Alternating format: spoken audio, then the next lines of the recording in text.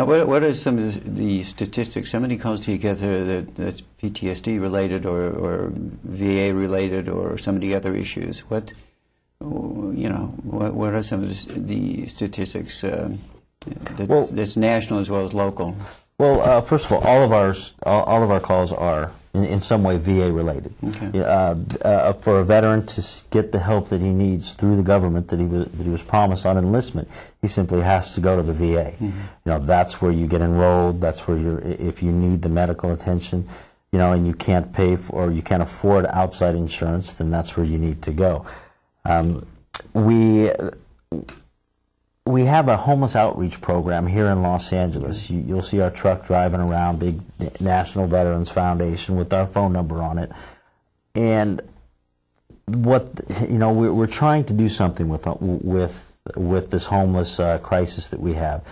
Statistics: 1 in 4 homeless people in the country is a veteran. Now we're trying to, or the VA is putting out now that 10 years ago it was 1 in 3, so we're doing a pretty good job because now the numbers are dropping.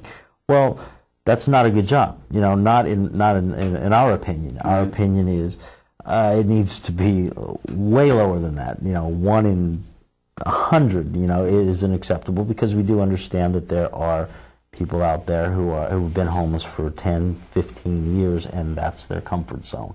So our outreach program is designed to go out to Skid Row, to Venice Beach, Santa Monica, and get involved with the homeless veteran community.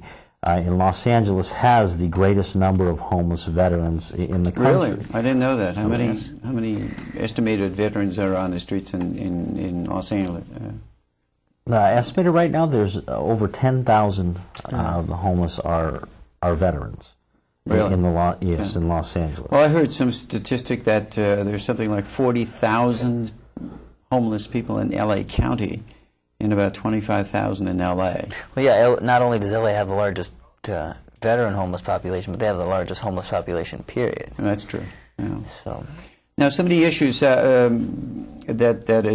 are brought up when people call, on PTSD, for instance, is it usually the girlfriend or the wife or the family member who calls first, or are veterans savvy enough now to say, "Hey, I think I've got a problem. I need some help. I'm going to call."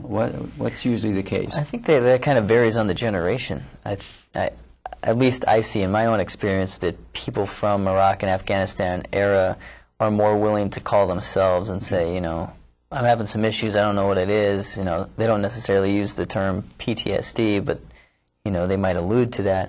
Whereas people from the older generations, a lot of times it'll be like a family member saying, my father has been having this issue, or, my spouse has this issue, and I think it's untreated.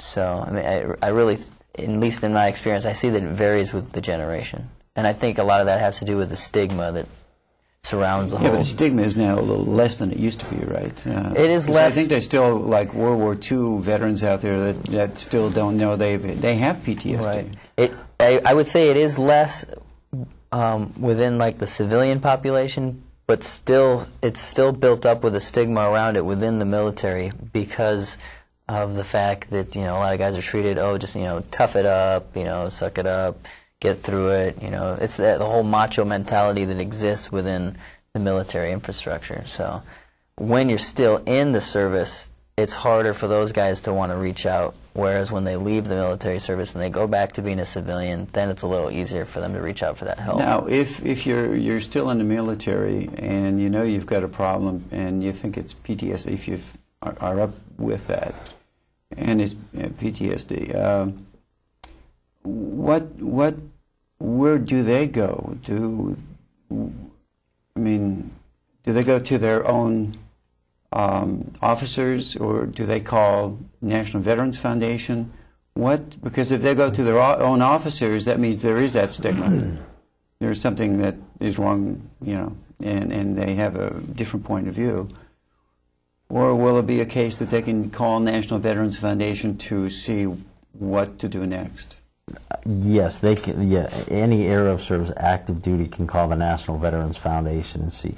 Typically, what happens if you're getting these feelings while you're in service you're told to go to your platoon sergeant, or you're told to go to your executive officer or your commander. Well, that doesn't work, because then I don't want to say you're blackballed, but you are maybe put aside, maybe left back on a couple of assignments, or somehow it gets in your record, and it does. I'm not going to say somehow. It gets written down. This is what we talk to them about. So we try and encourage them to seek their chaplain, for instance, and go there. Some people don't like that option, or for some reason still think that the chaplain has an obligation to report back to their commander that they spoke to this soldier or this Marine about this particular issue. So that still is an issue, because the chaplain does have to report back to the commanders when they do see these, when they do speak to soldiers about these issues. So if they do call our number, or they reach us through the internet, we don't have to report back to any commanders. We're solution oriented. We want to help the soldier, the Marine, the sailor, the airman, the Coast Guard when they're going through the issue. That's when they need the help the most. That's when they call us and say, "Look, I don't want to tell you my name." After a little while, they'll understand that we don't receive funding from the government, from the federal government. We receive all of our funding is private donations. For that particular reason, there's a lot of reporting that needs to go along with any funding that we get from the government. So, in order for us to be independent, and you have to maintain that kind of relationship with your donors. Absolutely, absolutely. Now, a question, because I was hearing the other day on a news report on NPR. There are situations where a soldier could have PTSD. He doesn't want to report it, but then he gets let go from the military, and on the basis that he's psychologically unfit for serving, basically. And if he gets out that way, he doesn't get any benefits. Now, have you had any calls of people that has happened to, that scenario, or not? Do you know? Absolutely, yeah. We've received those calls from soldiers. And how do they get help? Because they're not being covered by the VA. It's a sticky situation. It's definitely a slippery slope. When a soldier goes to his commanding officer and says, "I'm having these issues," one scenario is they go and get help from a psychologist or a therapist that's within the unit or within the division. Then they're almost encouraged to take a discharge with a personality disorder. Right. Is the big right. thing now. Well, with a personality disorder, that's a pre-existing condition prior to joining the military. Right. So although you get out of the military on a personality disorder, when you go and apply for benefits through the VA, personality disorder is a pre-existing condition. So you can't get the help that you need if you have that type of discharge. So that's the slippery slope, is that the soldier wants to get out of the military because they know something is wrong, or they don't want to go on their 6th deployment. They simply want an ETS.